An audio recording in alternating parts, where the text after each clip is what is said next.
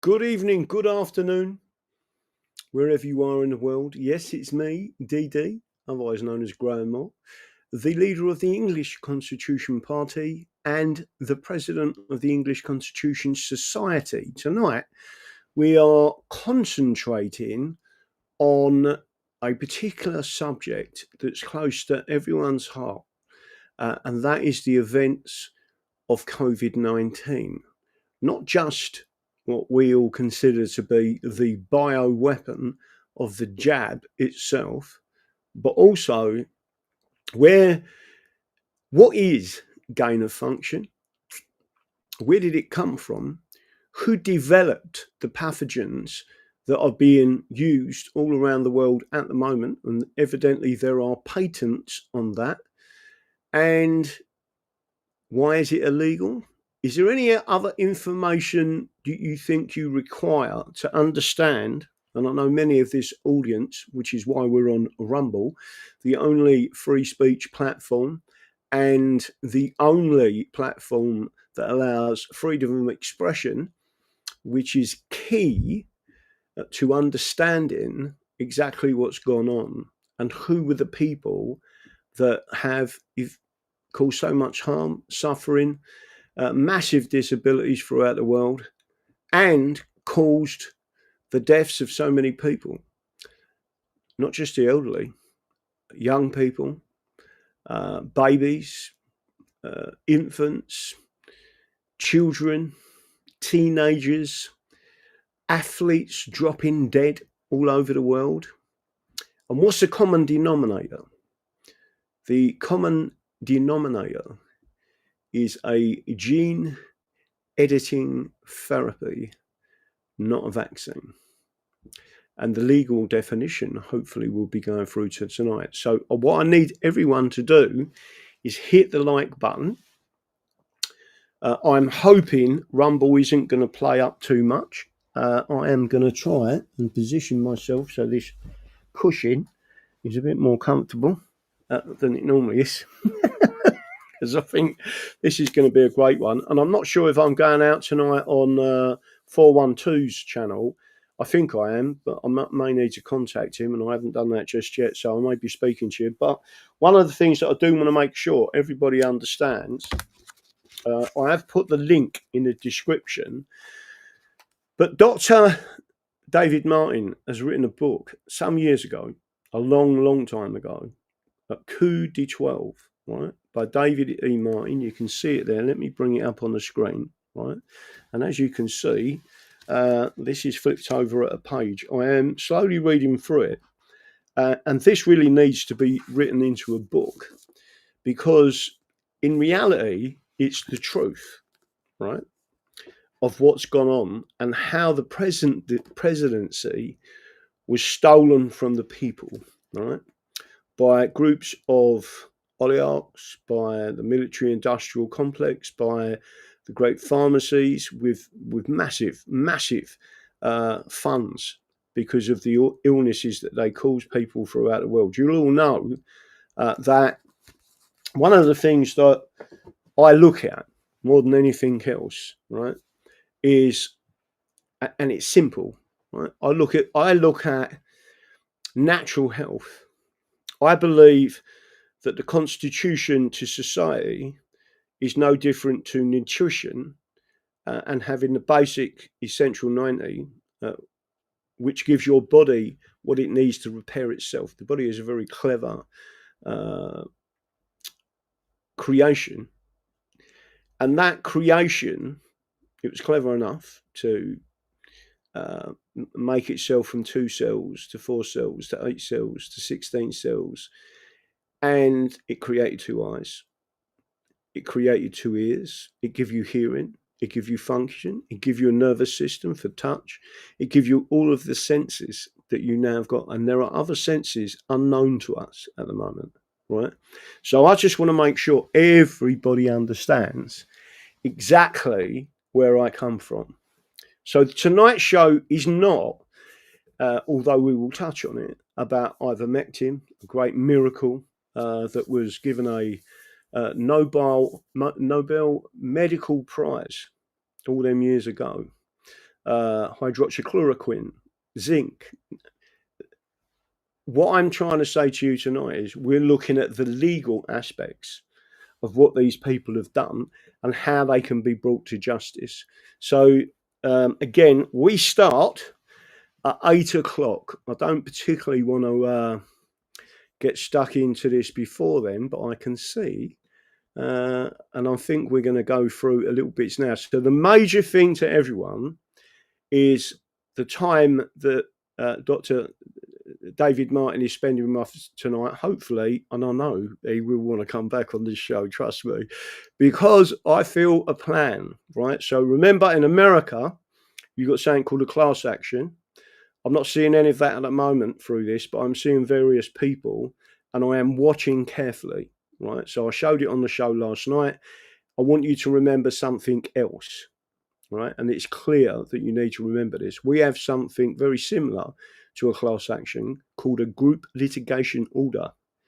And the only way we're ever going to get any sensible hearings out of this, if the judiciary put down what they've been indoctrinated to think by the media and only look at the evidence, right? And that's how a court of law should operate, as long as them people are not corrupt, either ideologically, but in other words, they're not Fabians, they're not communists, they're not fascists. And again, I'll show you the law book in a couple of seconds.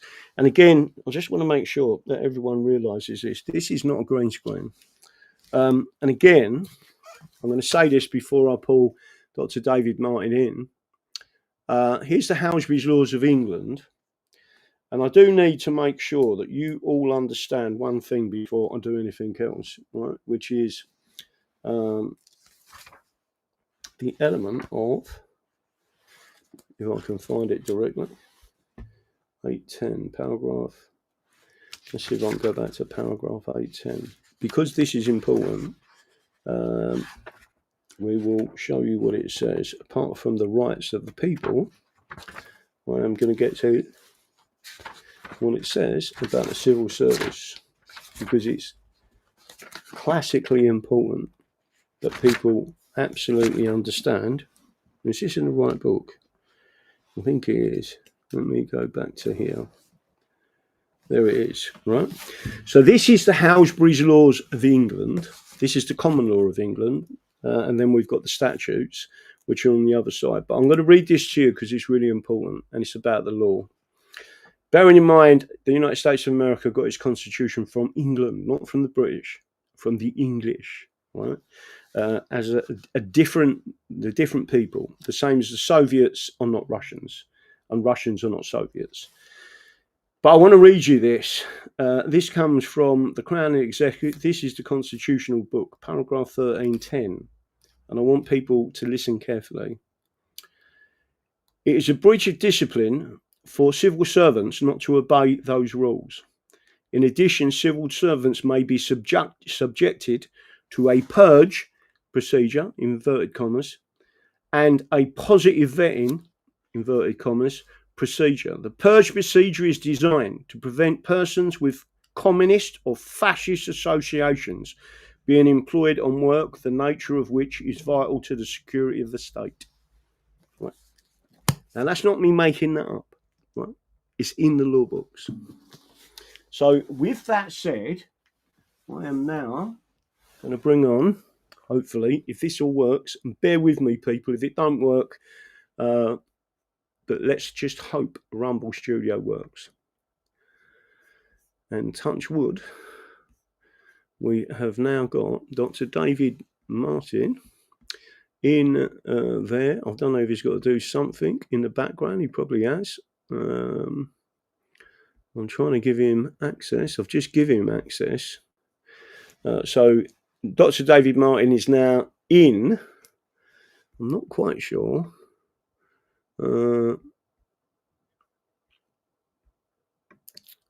Why his voice ain't coming up, or why his screen ain't coming up, but he is there, so he may have to do something in the background.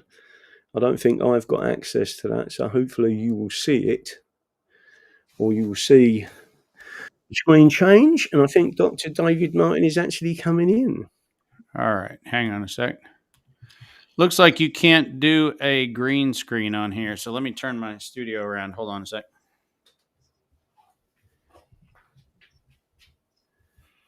Okay.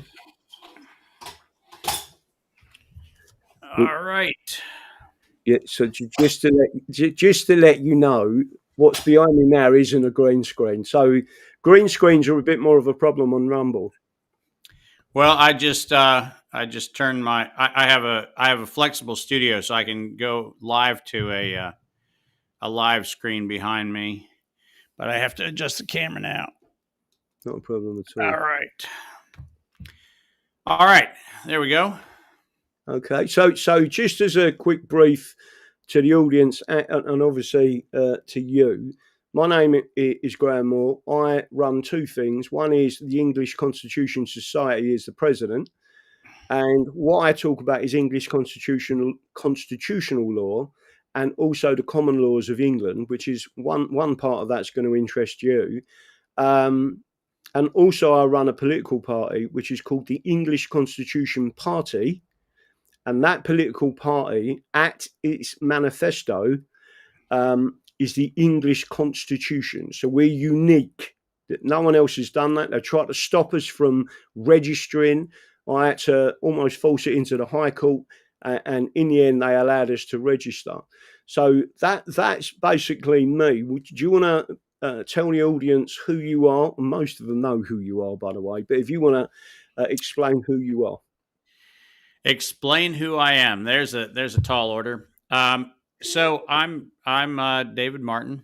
I have been back to the very beginning, founding CEO of Mosaic Technologies, which was a treaty restricted technology transfer company, working with the United States government on a number of areas. Founder of MCAM, which is a intangible asset underwriting firm, and notable to this, beginning in the late 1990s, very involved with the technology transfer around strategic technologies, treaty restricted technologies, and defense to civilian technology conversion. So it's something that I've been doing for my whole life. At the University of Virginia, while I was on the medical school faculty in radiology and orthopedic surgery, I set up the first of the FDA's clinical trials programs for medical devices and ran that for many years. So the people who like to discredit my background in federal medical research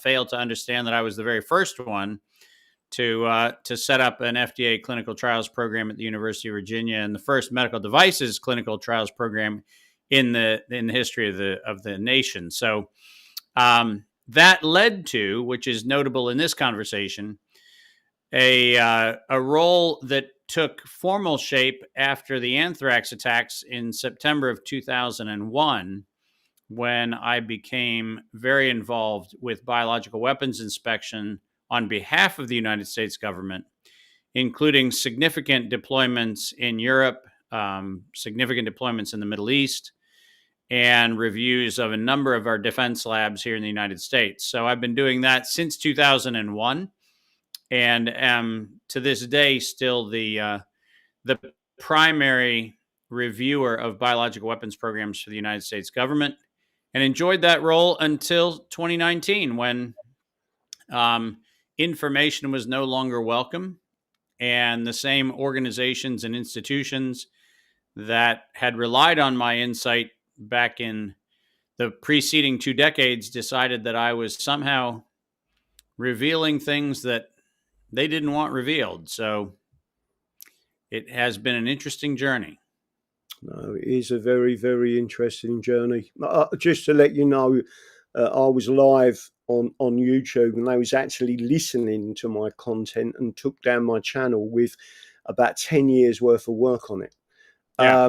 So when again, people don't realize AI, for example, isn't a new thing. It's been used for a long time, and it will flag up anything to them whenever they need it. It's not like there's loads of people sitting there. It is a machine in the background that is watching them streams. Yeah, exactly right. And people don't understand how technical it is. But there are a number of things that I wanted to try and go through. There's lots of people at the moment. I hope you don't mind this, because I haven't approved it with you first, which is always bad on these type of interviews. But you wrote a book, right, which is I did indeed. 12, right? Yeah. Now, I'm about a third of the way of reading through this, and I'm already going, oh my God. Right?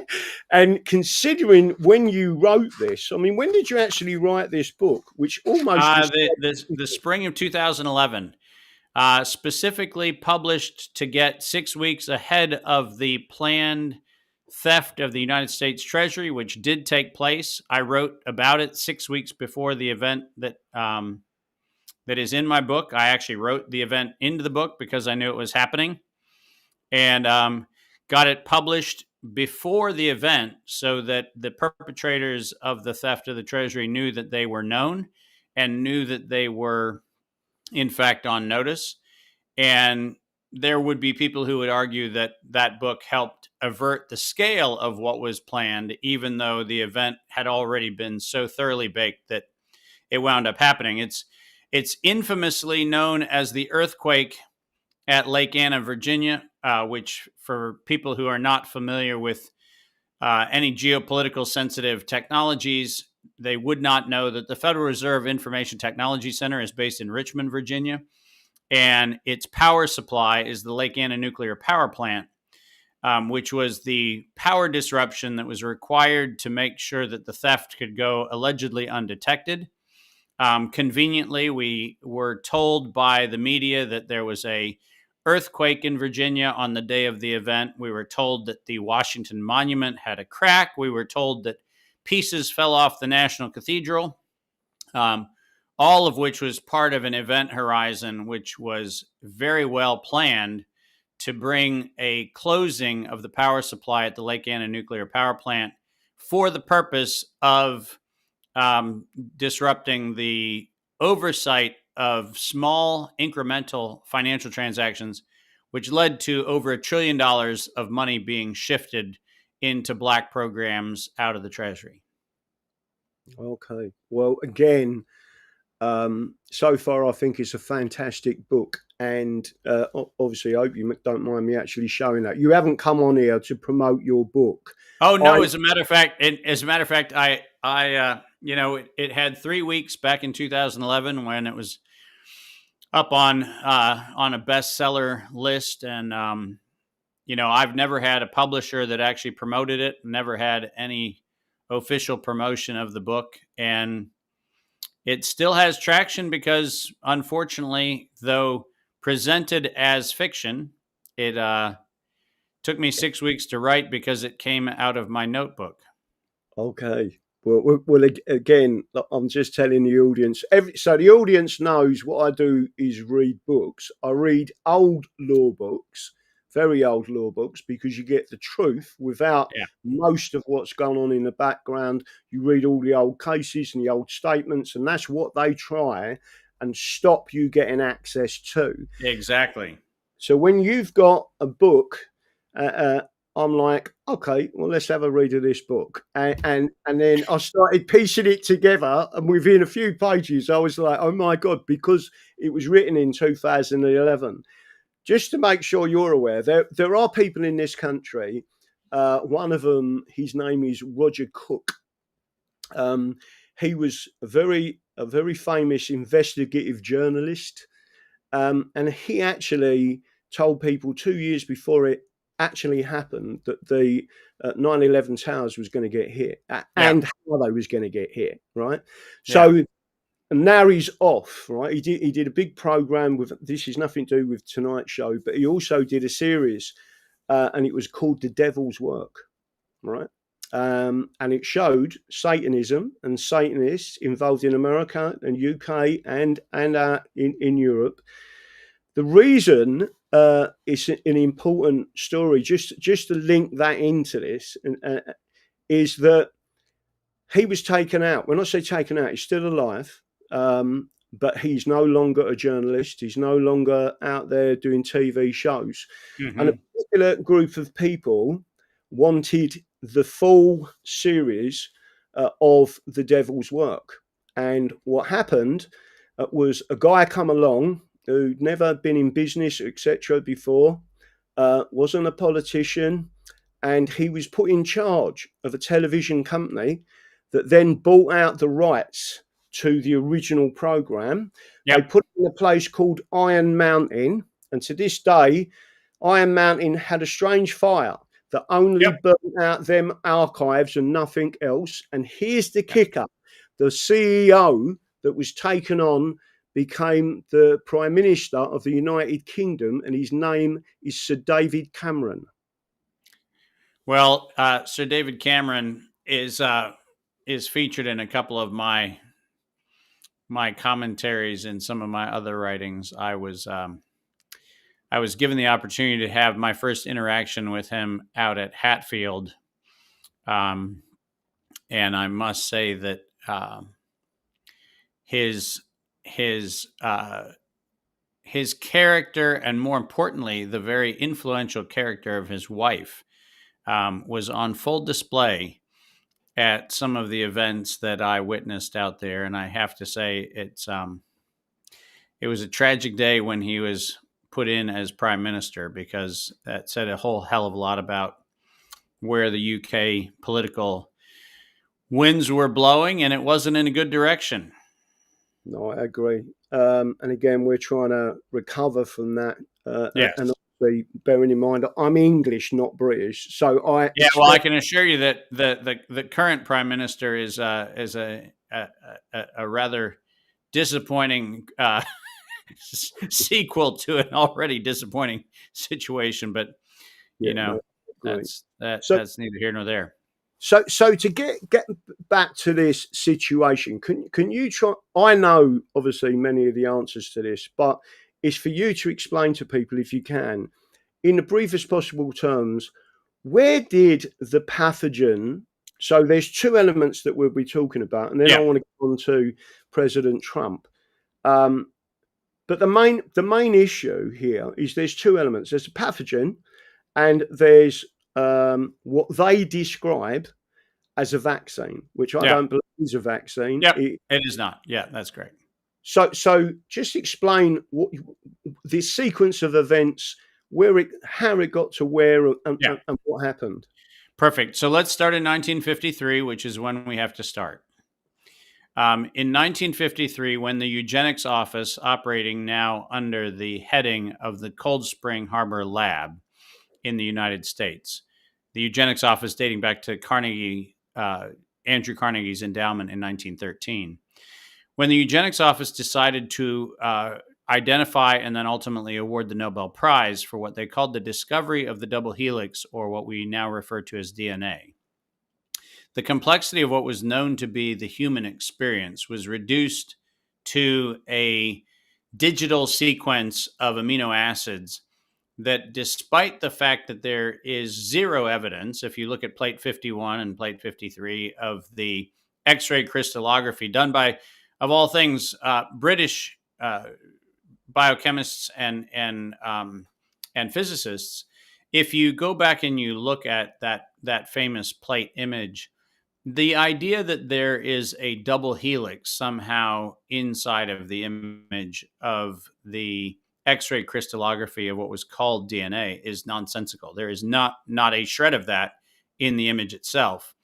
But what transpired was this reductionist approach that said that life was a chemical sequence dictated by a thing called DNA, deoxyribonucleic acid, and that everything about protein synthesis, everything about hormone production, everything about the way individuals interact with their environment was based in this digital code that was reduced into a very simplistic model in 1953. Now, the bad news for everybody is that had we been told that this was part of a eugenics program, which was part of the outgrowth of almost 40 years of what was done in selective breeding, selective unbreeding, all sorts of other things, this was a way to chemically justify the manipulation of life into a biochemical formula. And it was on the heels of that distinction that the concept of viruses as fragments of either cDNA or RNA were described and defined. And in 1966, the most malleable form of this model that could be found was something that was called the coronavirus. In 1966, a group of British researchers and a group of American researchers identified not only coronavirus, but identified it associated with two primary symptoms. One was symptoms akin to the common cold, and the other was gastroenteritis, typically in small pigs and dogs. Those were the two populations where coronavirus was most clearly identified in terms of the work done in the 1960s.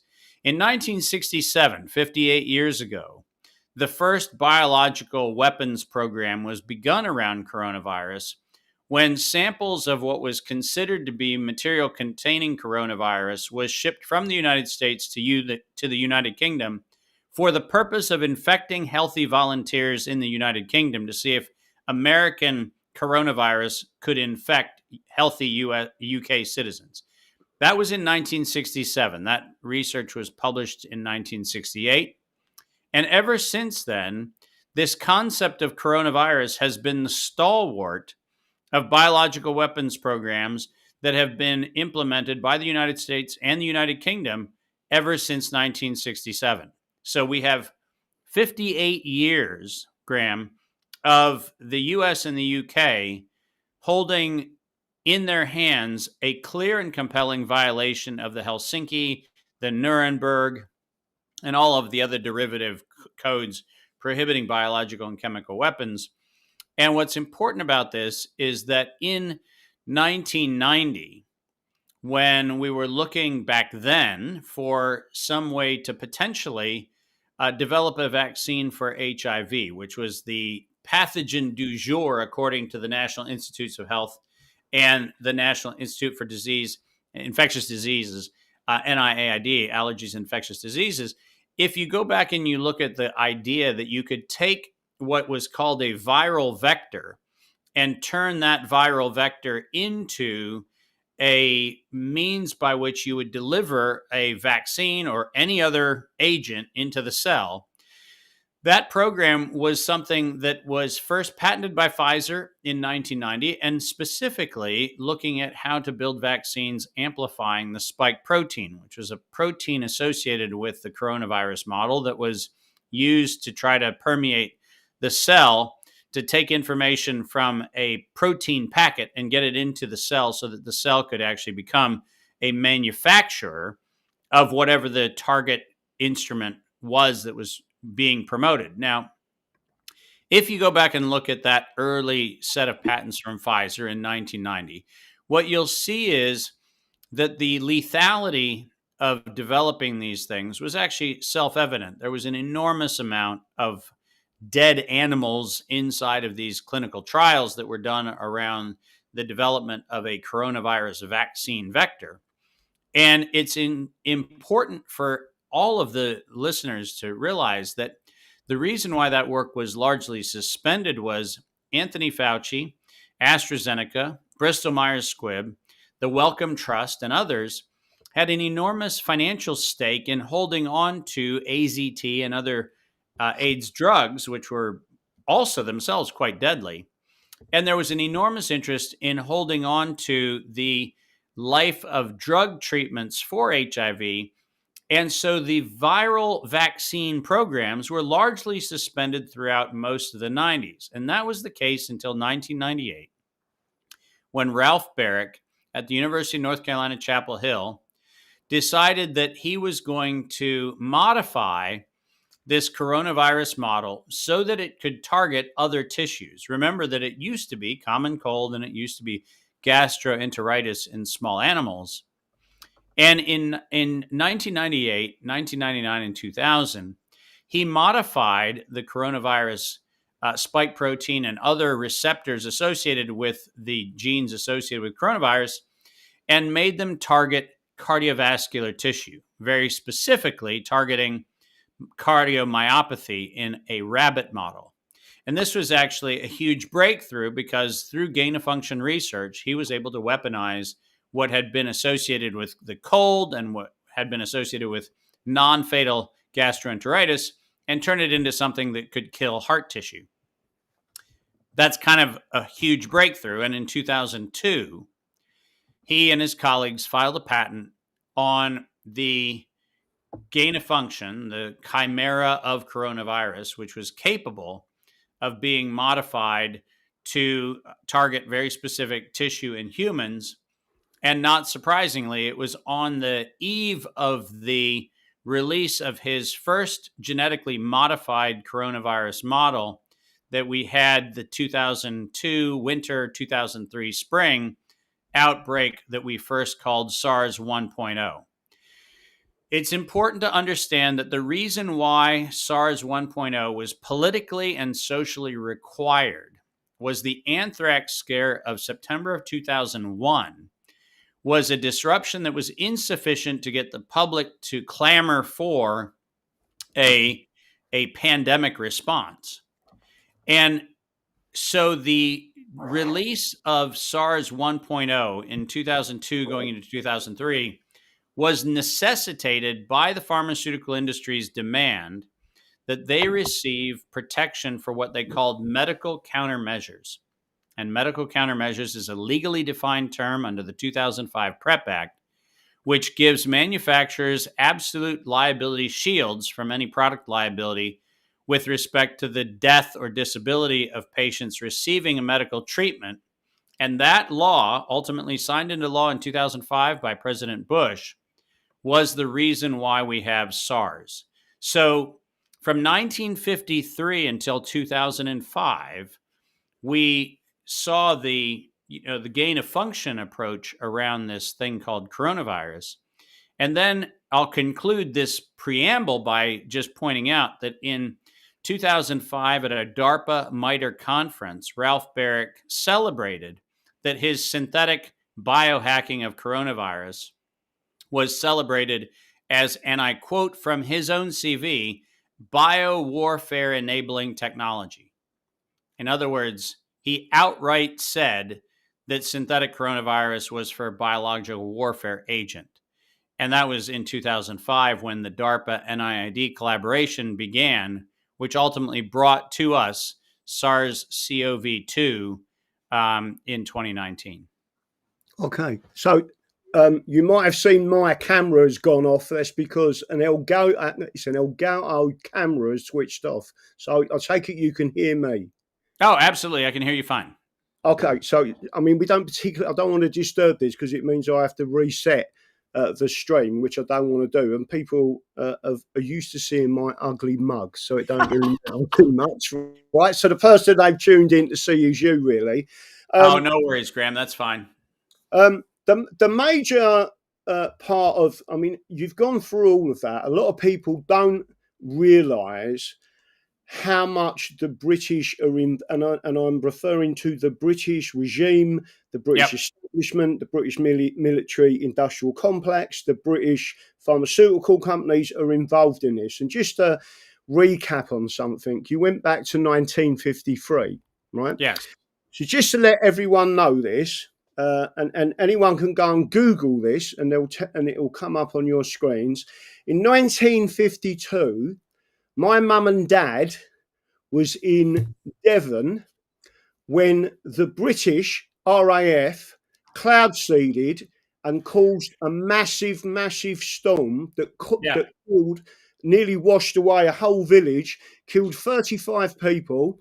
And my elder sister was being carried by my mum at the time. And when I spoke to my dad, not quite recently, last few years, he's 95 now, and I mentioned what the British had done in that place in Devon, I didn't know that he was there. He was on holiday with me mum.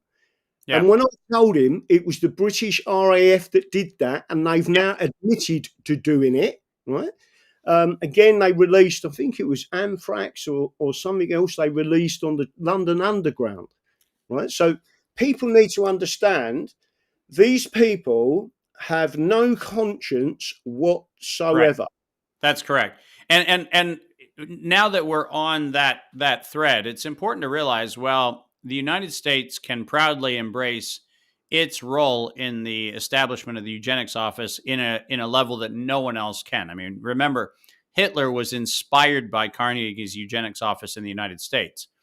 And we have to remember that as much as we like to pretend like Nuremberg was a call for justice, the fact of the matter is Hitler was inspired by the work of Andrew Carnegie in the Cold Spring Harbor Lab. So we are commonly lured into a belief that somehow or another the bad guy was a German, and we forget that the bad guys who funded all of this research were very proudly American and British. But I have a graph, and I'm going to hold it up to the camera. I apologize, but I just want to point out that when the Wellcome Trust was established in 1924, and we need to look very carefully at the 1941 reference here, which was the Therapeutic Research Corporation, which was set up by the Wellcome Company in the UK for the purpose of institutionalizing what they called National Institutes for Medical Research. Now, we know of the NHS in the UK now, but we have to understand that in 1941, the UK decided that the management of pharmaceuticals was a geopolitically acceptable alternative to the nearly 300-year hegemony of, at the time, the opium trade put in place by the British East India Company.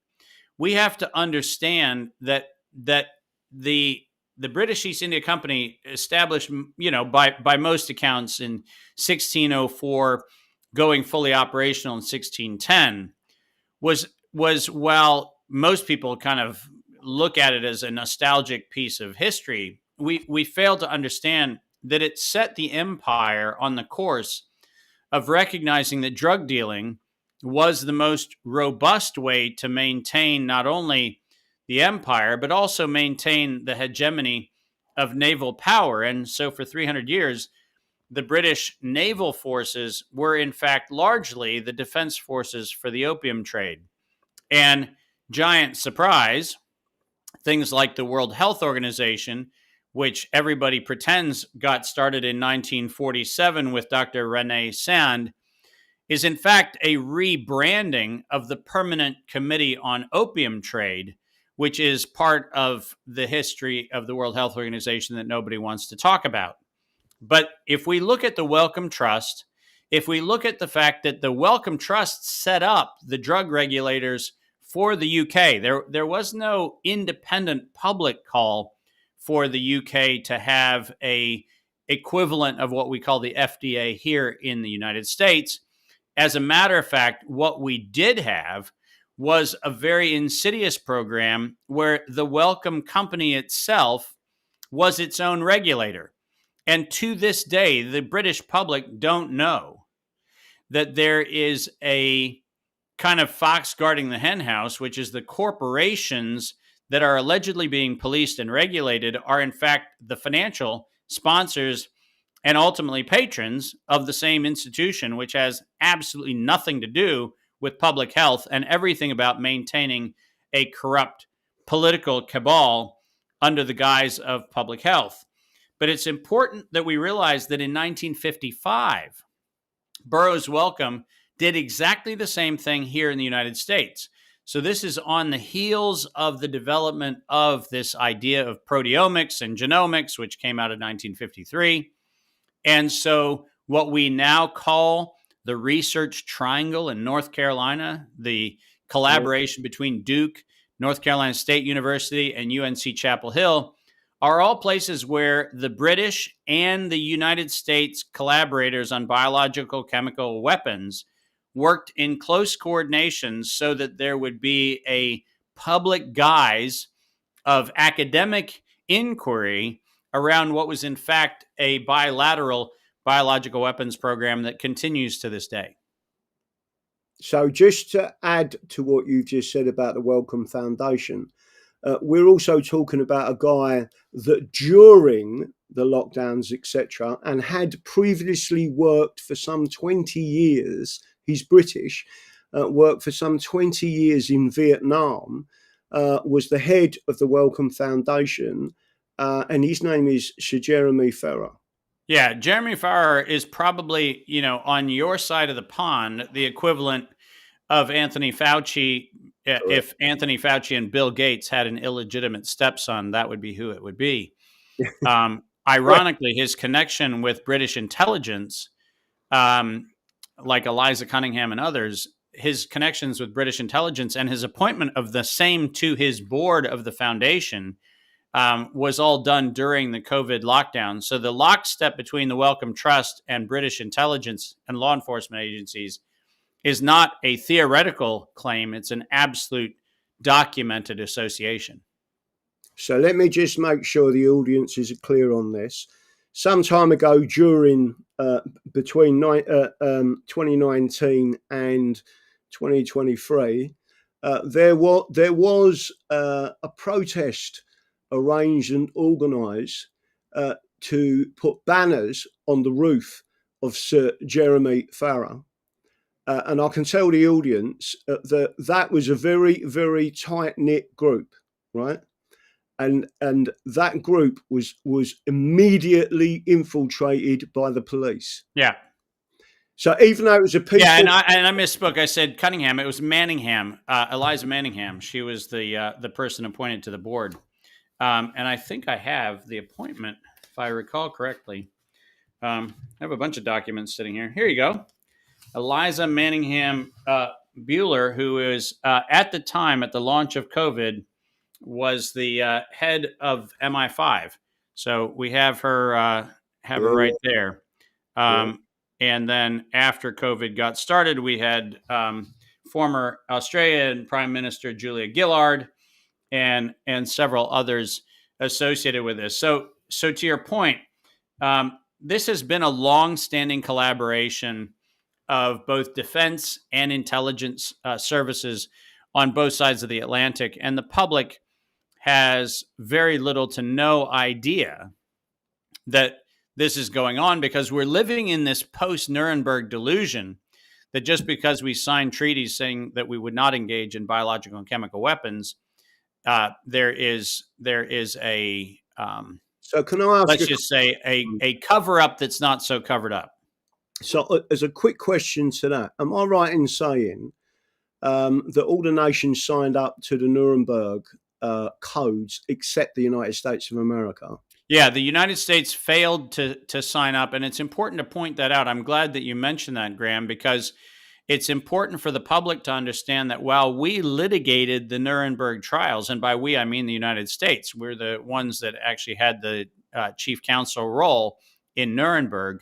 When it came time to ratifying the Nuremberg Code, we only have a fragment of the Nuremberg principles enshrined in a part of the Federal Register, which is 21 Code of Federal Regulations, section 50.20 to 23, where we have a very small bit of the Nuremberg Code on informed consent, which is part of what we have enshrined into law. So that's in the Code of Federal Regulations. And then we have 18 U.S. Code, which has some rather amorphous terminology about biological weapons and chemical weapons proliferation. And by the way, in the case of COVID, it is unambiguous that the University of North Carolina at Chapel Hill violated 18 U.S. Code, because one of the things that is statutorily prohibited inside of the U.S. Code is the enabling of the production of biological and chemical weapons agents. And under the admission in the 2016 article, where Ralph Baric and his colleagues at UNC Chapel Hill said that the Wuhan Institute of Virology virus 1 was, and I quote, poised for human emergence.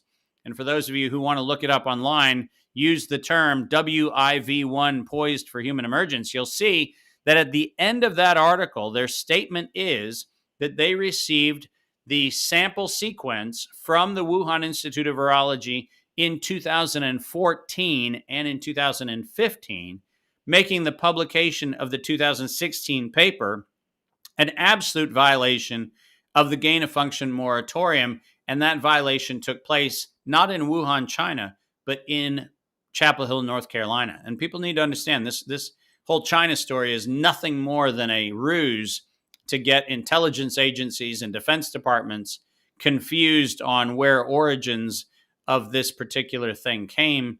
Because in fact, what we have is a publication confirming that WIV1, the Wuhan Institute of Virology virus 1, was in fact sequenced, gain-of-functioned, and ultimately weaponized in Chapel Hill, North Carolina.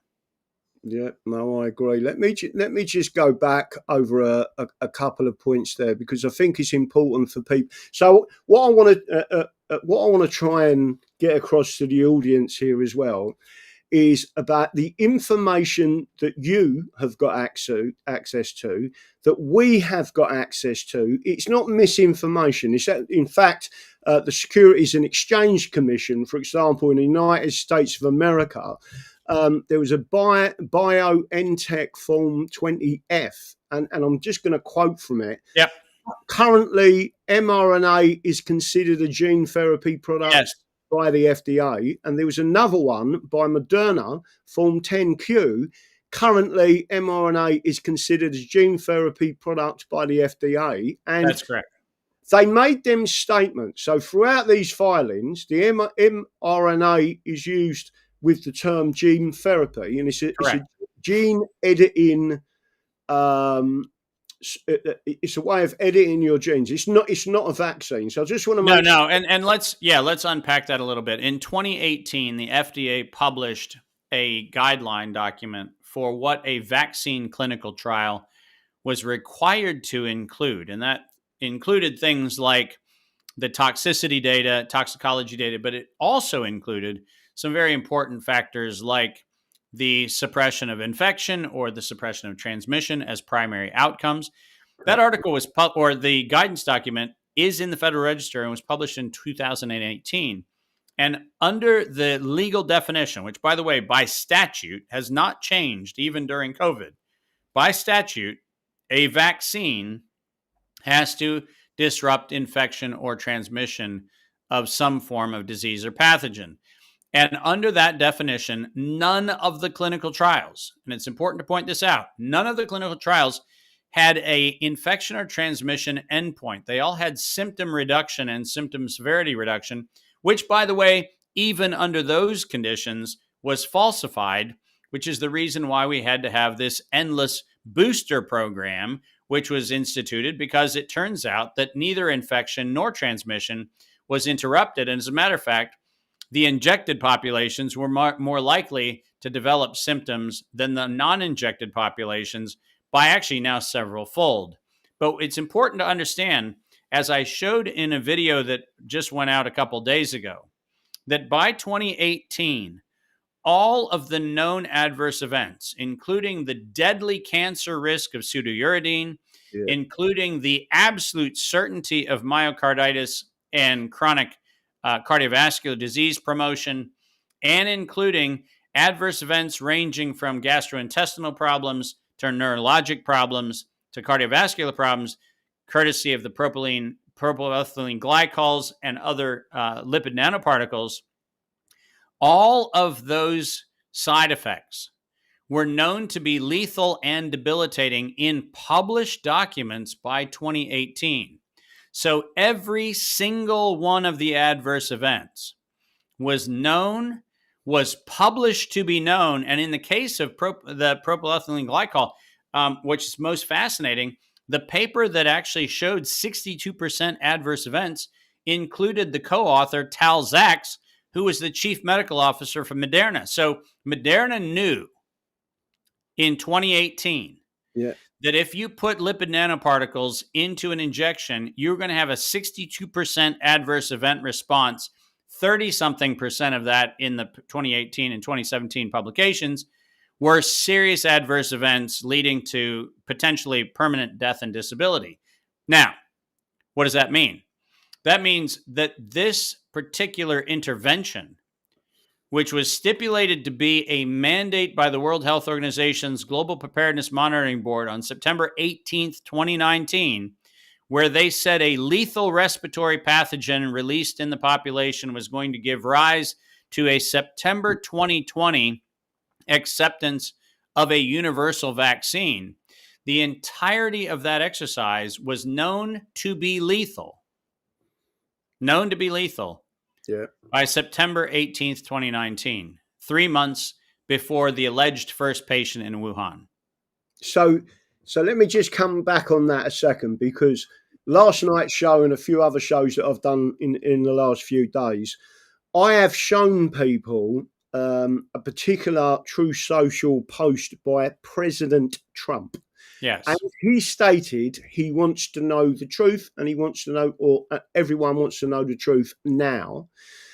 There was a court case, and again, if I can't bring it up on the screen because it might completely go pear-shaped, which I don't want. There was a court case in Texas where a judge, Mark Pittman, made a statement, and that statement, I think I can probably bring that up on my screen, and I'll read out part of the statement because it's really important. People last night have seen this statement, but this is the conclusion, and he found for the plaintiff. And this is what he said. This is Mark T. Pittman, United States District Judge in Texas. Quote, "The liberties of a people never were, nor ever will be, secure when the transactions of their rulers may be concealed from them," unquote. And that was Jonathan Elliott, the debates in the several state conventions on the adoption of the federal constitution as recommended by the General Convention, Philadelphia, 1787 at 16970 ED 1881. And the statement of Patrick Henry. The judge then says, "The COVID-19 pandemic is long past and so has any legitimate reason for concealing from the American people the information relied upon by the government in approving the Pfizer vaccine. For the reasons set out above, plaintiff's cross motion for summary judgment is granted and the FDA's motion for summary judgment is denied. Yeah. It is ordered that the FDA shall produce the responsive EUA file on or before June the 30th, 2025, so ordered, 6th day of December 2024, just to make sure everyone's aware of this.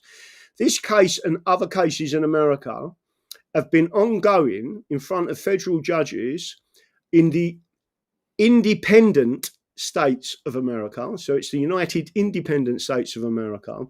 And these federal judges have been looking at this and saying, we want this information. It is my opinion, bearing in mind they released this information June the 30th, July of this year, we've then got Trump looking at the information, and certainly Bobby Kennedy Jr. And then this statement is made. And now what President Trump is saying in his Truth Social statement is, I have been shown one piece of information and they have got another piece of information. So I just want to make sure everyone's aware of this, right? There's a massive case in this country involving someone from the National Health Service, a nurse who's now serving nine whole life sentences for allegedly killing babies, when it was obvious she was a whistleblower and the whole of the state had turned against her, including her defense counsel, the prosecution, the judge, and lots of other people. It is now being made evident that it was the actual hospital itself that through incompetence, through uncleanliness, through various other things, it was their responsibility. They was the one who killed the babies, and she was warning people because the amount of experience she had as a pediatric and a nurse to do with very, very, very, very small and young babies. It was basically a premature baby neo-ward. So just the reason I'm making a comparison to that is because imagine President Trump is the jury, right? And you've got people lining up all around him. I'm going to go back to the English Bill of Rights in 2 seconds and you'll understand what I'm talking about. Mm-hmm. People are lining up and they're telling the president, who is the equivalent of the crown, right, in this country, they're saying to him, this is our information, and he's acting on what he's being told, right? If them people are evil and they are giving him misinformation, he's going to make the wrong decisions because of the information he's being supplied with. People like yourself, David, and others have been trying to get this information out to the public, and good judges, and there are a few of them, not many, but there are a few, should not believe what the media and alternative media have presented to the public, which is a false pandemic, right? Yep. In order to push out the vaccine for profit, knowing it was going to kill people, right? So, well, and remember, Graham, they specifically in 2014 stated that this was for the exclusive purpose of investors responding to the profit motive of producing both the pandemic scare as well as the interventions. And it's important to realize, the World Health Organization in 2018 determined that remdesivir was too lethal to use in Ebola cases in Africa because it had a mortality rate of 53%, which is higher than Ebola had. The intervention was more deadly than the proposed disease. And what's important to realize is that Ralph Baric and Anthony Fauci had financial interest in the invention of remdesivir. So it's not just the shots. The things that were used in hospital protocols to kill people, and it was outright to murder them. You can't look at a 53% mortality rate where the World Health Organization, in its moral superiority, which is a joke, when the World Health Organization says that remdesivir is too deadly to use in a population, and then it becomes promoted as the hospital protocol, that this is about murder. And this is hospitals doing murder for hire. That's all it is. So not only do I agree with you on those points, I just want to make a couple of other extra things. Yeah. If you go back to the English Bill of Rights of 1688, you look at the preamble, it states clearly that the judges and the other people all involved with the Glorious Revolution, the statement is made in the preamble of the English Bill of Rights that the king was lied to by evil counsellors and evil judges. Correct. Right? And one thing that I will say on this, everyone should understand this. I said it last night to people. I've said this for years, that Dr. Anthony Fauci was Jesuit educated, right? Belongs to a cult, right? And people need to understand these cults exist and they are evil in intent, right? He got an award for what he did by the Jesuits, right? Yeah. So, but when you try and explain these, they look at you as if you're mad. I want to reiterate this to you as well. The group of people we're talking about can be any colour: black, white, yellow, pink, green with green spots. But there is a specific trait, and it's called dark personality. They're 10% of the population. They are narcissists, they are psychopaths, they are Machiavellians, and they are sadists. They have no conscience. And people like ourselves, myself and David, and this audience, people find it very difficult to say, well, why would these people do this? And it's because it's like having, I've said this to people before, it's like having an alligator sitting in your front room with the baby in a little baby chair, and you're feeding the alligator meat. The alligator don't care. It will turn to the baby and chomp the baby. It's got no conscience whatsoever. It just sees food. In their case, it is control and money. That's it. It's just to make sure people are aware. It's so difficult for normal thinking people to grasp, because they're always looking for why would they do it, and it's their personality type, their dark personality. Yeah, and I think that's such an important point. I have been fascinated by how the vast majority of people with whom I interact want to understand somehow the motivation or what drives a particular behavior.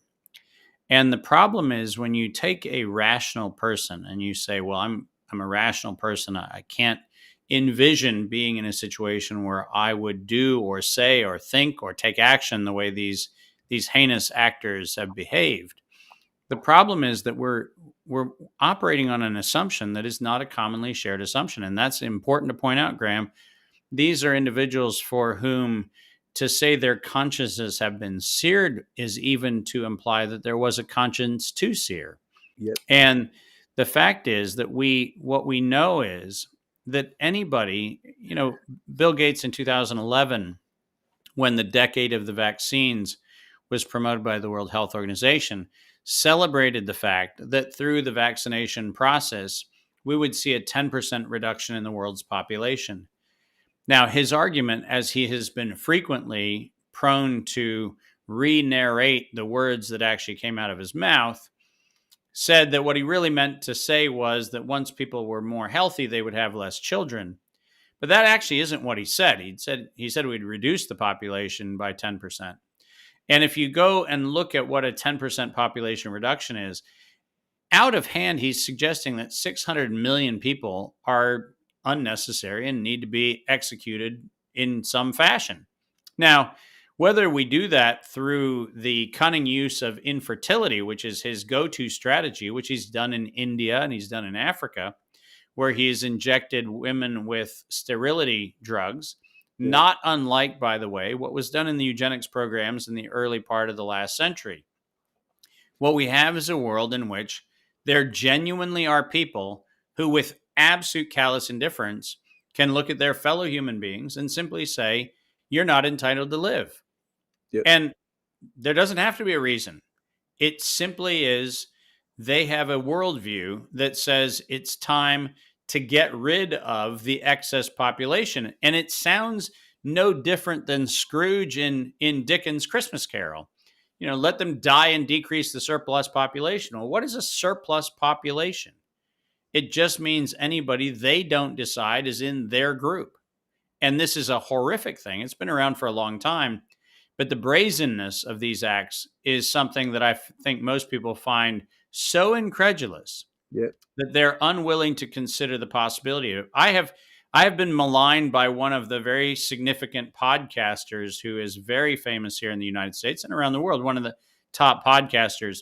And I've been maligned by him very publicly for allegedly being too unbelievable to even countenance the words that I say. And what I find fascinating is that to a statement over the last 5 years, everything that I have said in any public forum and in any interview is documented and referenced.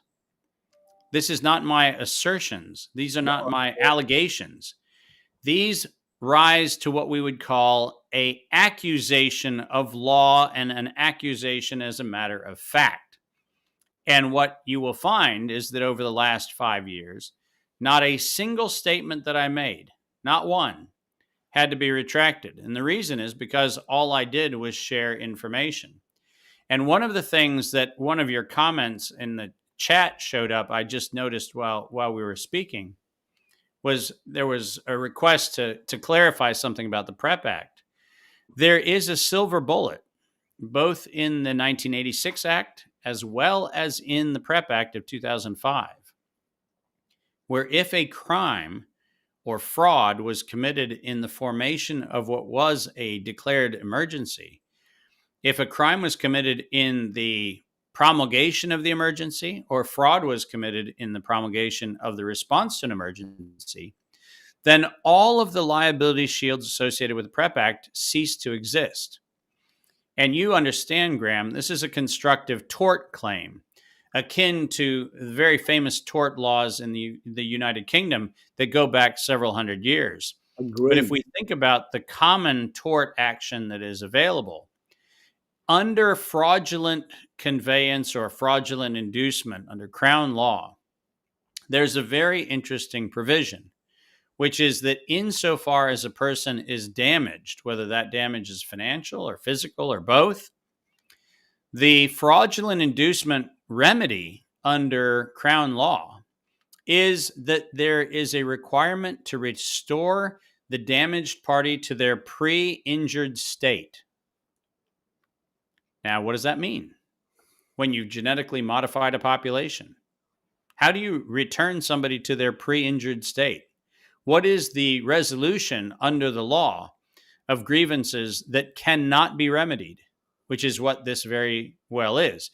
You cannot take the RNA sequence that was injected into the arms of the British over the last 4.5 years. You cannot take it out of the body.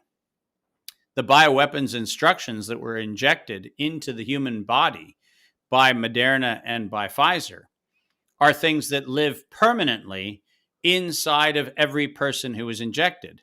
These things cannot be restored to their pre-injured condition.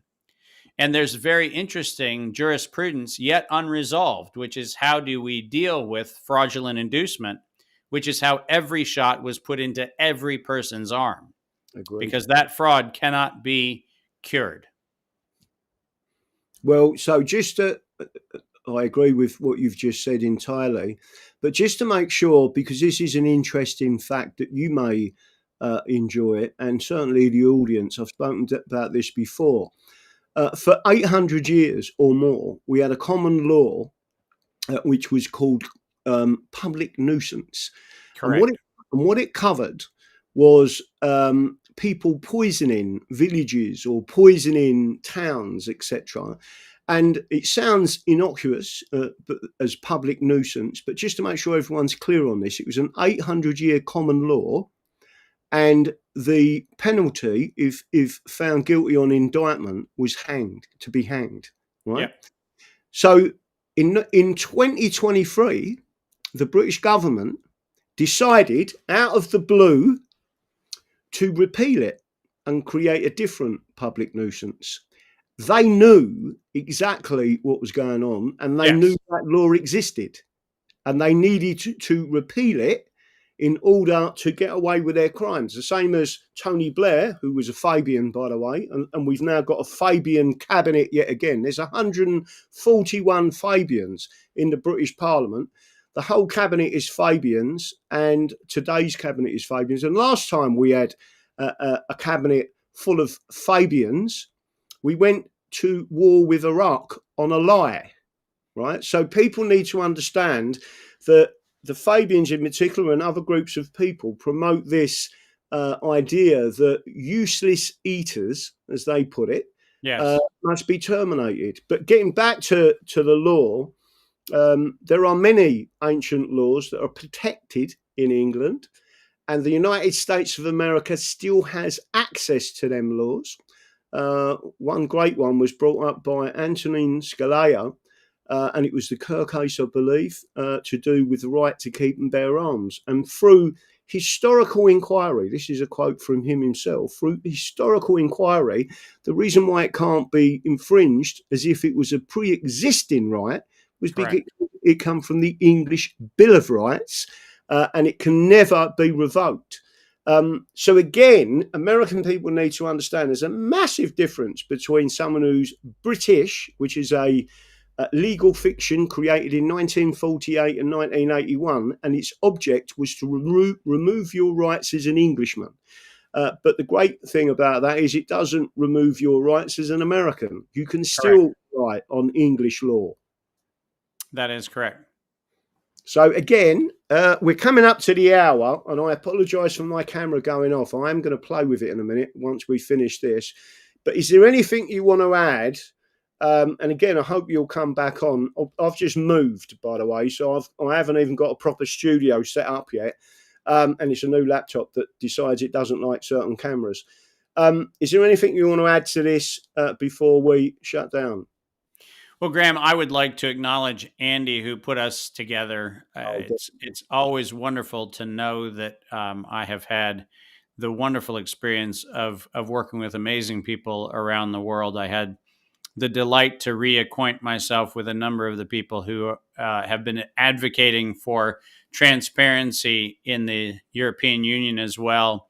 Dr. Maria Hübner-Mogg, obviously, the ongoing advocacy of Andrew Bridgen and several others of my friends who who continue to keep their version of this issue front and center, even though I know there's a huge amount of the population that finds it unpopular. But the fact is that until we have transformation of the jurisprudence around what took place in 2019 and 2020, which was the propagation of a global act of terrorism, Great. which was specifically done for the profiteering of a racketeering and antitrust colluding set of actors, until we have the legislative reform that enshrines the removal of quarantine and public health as the justification for the cessation of liberty, and until we have some public accountability for the perpetrators of these crimes, we will not be done with the COVID story. And so I deeply honor those who have been witness to the last hour and 10 minutes on this conversation. I am grateful for your time.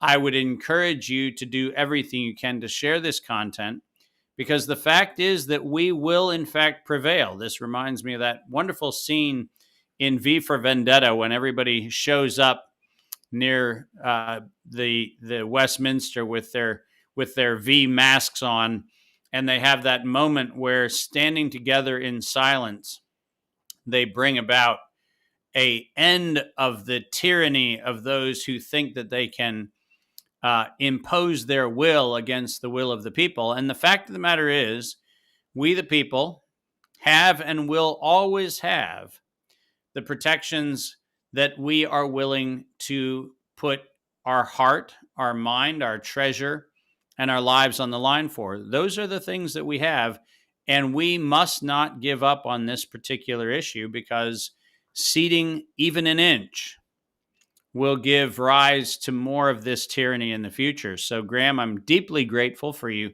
hosting the conversation, and I look forward to many more conversations with you. Thank you very much indeed. So again, I'll just say to this audience, don't forget, Dr. David Martin is one of them people that has carried the eternal flame of freedom and passing it to the next generation. And that's exactly what we should be doing in England, right? Get rid of exactly right. And take this country back from the people who are completely tyrannous. So thank you for your time. Always an honor. Thank you, Graham. And I appreciate everyone's time on this call. Thank you for watching.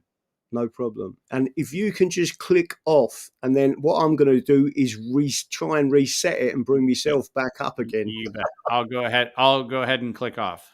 Thank you. Thank you. God bless. Right, so now we've got a problem with hopefully you're still all listening and seeing me, etc. What I'm going to do is put up my thing on there, so it should come up on the camera. What I'm going to do now is just reset, right? So everyone out there, I am coming back straight up, so we'll wait and see whether or not this works or doesn't.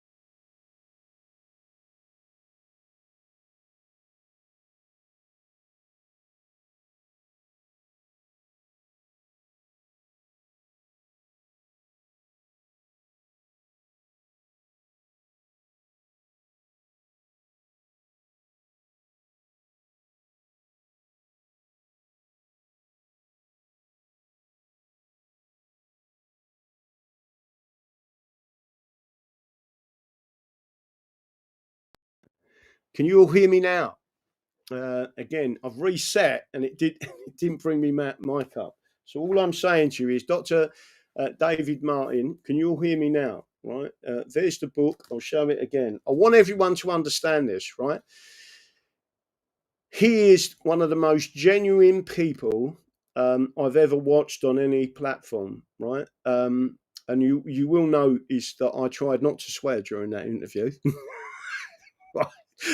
I'm chomping out a bit to say what I really think in the ultimate layman terms. In other words, a working class Englishman of exactly what I think of the British. But I didn't, right? I behaved myself. And all I'm saying to everyone out there, hopefully you can all hear me. Give me a 5B5 if you can now see and hear me, right? And there's a bit of a delay with this for some reason, more than usual, right? So if everyone just give me a 5B5 that you can see and hear me. So again, I don't know whether I'm supposed to be going over to 412 tonight or not. This week's gone a bit pear-shaped with various different things. And don't forget, it was Labor Day in America, which is fantastic. So the major thing I want everyone to understand, right? Everyone keeps talking about President Trump done this, he said this, he pushed the vaccines. President Trump did not mandate vaccines, right? He did speak about ivermectin. He did speak about hydroxychloroquine. He did speak about zinc. Everyone knows of that lovely, we followed each other on Twitter. And they took my Twitter down because we was communicating with the Dr. Zev in America, right? So again, when I talk about Jews and all that, not all Jews are bad people, right? There's some that are with us and for us, right? But we need more to stand up against the bad ones. And technically, there's lots of these, what I describe as religious cults in the background. Jesuits are one of them, probably one of the worst. The Sabbatines, the Frankists, and the Dumor, right? Who were this group of people that joined Islam. But really, they were part of a cult, the Sabbatine Levy cult. These people believe in redemption through sin, the opposite to what a true Christian believes. Orthodox Christians, Protestants, etc. And the major issue that I'm trying to get across tonight is you need to stop following these people that are promoting Britishness, right? The British have taken control. England is now a full-blown colony of the British. And the only thing that deals with that is independence, right? Scotland, Wales, England, Northern Ireland as an independent nation. And I'm just making sure everyone understands this, we will go back with Cornwall to being independent nations. And we will go back to what's known as a common law union, not a statutory union. And that means the British Parliament, Westminster, would completely, if you void it, lose all their powers. And then we start replacing ourselves in there. You get rid of the British Nationality Act of 1948. We lost the Second World War and we lost two Soviets. The Soviets don't exist anymore in the Eastern Bloc countries. Russia returned to being Russia, and Russia always, in the past, sided with the United States of America. What you've got to work out is who are these people trying to create these wars between us, right? And all I'm saying is dark personality, psychopaths, narcissists, and let me tell you something, I've been in a relationship with a narcissist and she weren't nice, and she isn't nice, right? She's pure evil, right? And they come out that are all loving and all giving you hand massages and all this, right? And all they want to do is manipulate you. And I'm talking about psychologically, physically, in every way possible. They are evil people. Then you've got Machiavellians, and then you've got Sadists. The traits of them four groups of people, which are 10% of the population, the traits and attributes are the same, right?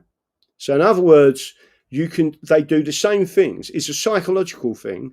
They haven't got a conscience. And what normal everyday people don't understand is, because they always ask, but why would someone do that? Well, why would someone beat up a woman? I don't know. I would never do it, right? Why would someone torture an animal? I don't know. Psychopaths quite like doing it, right?